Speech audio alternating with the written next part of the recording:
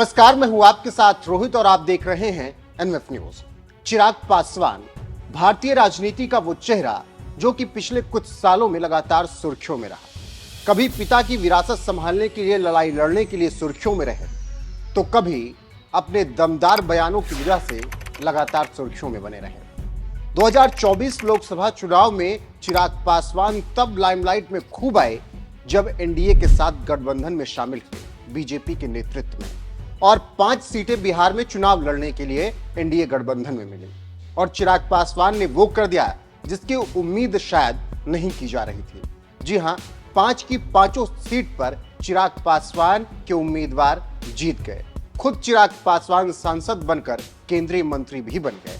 लेकिन अब चिराग पासवान की कथित तनातनी केंद्र सरकार के साथ बताई जा रही है और कहा जा रहा है कि जब से पशुपतिनाथ पारस, जो कि चिराग पासवान के चाचा हैं, उनका इन्वॉल्वमेंट बीजेपी में बढ़ रहा है और लगातार बड़े नेताओं से उनकी मीटिंग हुई है, जिसमें गृह मंत्री अमित शाह से भी मीटिंग हुई, उसके बाद चिराग पासवान की तनातनी केंद्र सरकार से बढ़ रही है। इसके अलावा कहा जा रहा है कि चिराग पासवान कुछ राज्यों में अकेले चुनाव लड़ना चाहते हैं, इसीलिए उनकी बन नहीं पा रही है मोदी शाह से। हालांकि ये सब खबरें सूत्रों के हवाले से हैं।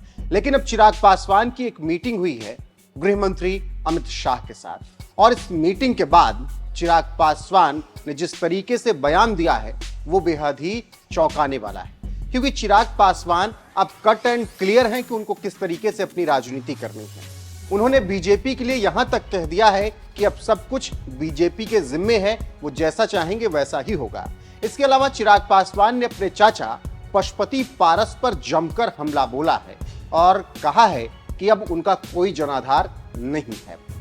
आपको बता दें कि चिराग पासवान ने अपने चाचा पर तंज कसते हुए अपने बयान में कहा, उन्होंने जनता का सारा समर्थन खो दिया है। वो लोकसभा चुनाव से पहले भी सभी लोगों से मिल रहे थे, यह कवायद कोई फायदा नहीं पहुंचा पाई है। चिराग पासवान ने अपने चाचा के लिए बात ऐसे समय में कही है जब पशुपतिनाथ पारस ने गृह मंत्री अमित शाह से मुलाकात की।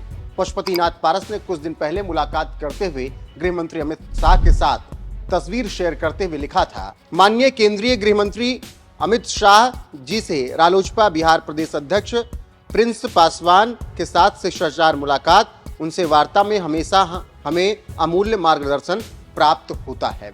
और इसके साथ ही पशुपतिनाथ पारस ने तस्वीर भी शेयर की।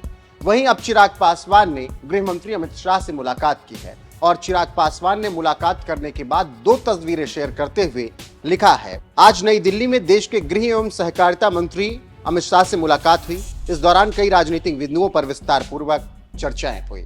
तो कुछ इस तरीके से चिराग पासवान ने अमित शाह से मुलाकात को लेकर बताया कि उनसे कई बिंदुओं पर बात हुई है और जो कुछ भी चल रहा है उन सब को लेकर भी चर्चा हुई है। आपको जानकारी देते चले कि चिराग पासवान ने हाल फिलहाल में एक बयान दिया था गठबंधन को लेकर, बीजेपी को लेकर, जिसमें उन्होंने कहा था, सच्चाई यह है कि हमारी पार्टी का बिहार और केंद्र में भाजपा के साथ गठबंधन है।